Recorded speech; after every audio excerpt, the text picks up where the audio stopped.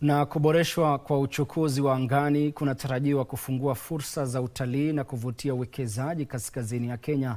Gavana wa kaunti ya Garissa Nathif Jama amesema uzinduzi wa safari mpya za kampuni ya ndege ya Skyward kati ya Garissa na Nairobi utapiga jeki ustawi wa maeneo ya kitalii na hivyo kufungua fursa za ajira. Kwa miaka mingi, eneo la kaskazini ya nchi limekabiliwa na uhafifu katika shughuli za uchukuzi na uwekezaji, licha ya kuwa na maeneo mengi ambayo ni vivutio vya watalii.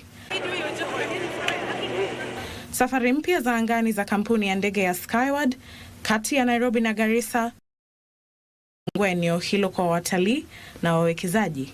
Very soon we will be hopefully holding a forum to tell you more about Garissa, particularly with regard to tourism industry. This is a little known county in terms of tourism, but the potential is extremely big. Let me, for instance, give you just a quick example. Other than Nairobi, Garissa probably will be the only other town in Kenya where you have wildlife like giraffes just roaming on the periphery, on the outskirts of the town. Mbali na utalii, uunganishaji kupitia safari za angani unatarajiwa kubuni nafasi za ajira na kurahisisha upatikanaji wa huduma za kimsingi zikiwemo zile za afya. Garissa is going to be our 13th addition to the Skyward network. At Skyward, I think everybody should now know and see that we are very committed to connecting people, places and businesses through convenient and reliable air travel.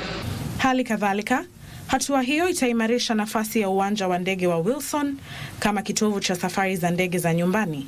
The county government, led by His Excellency the Governor, who has worked together with the central government to create a comfortable passenger terminal that will allow service, not just for the air operators, but for the users of this service to be comfortable as they travel.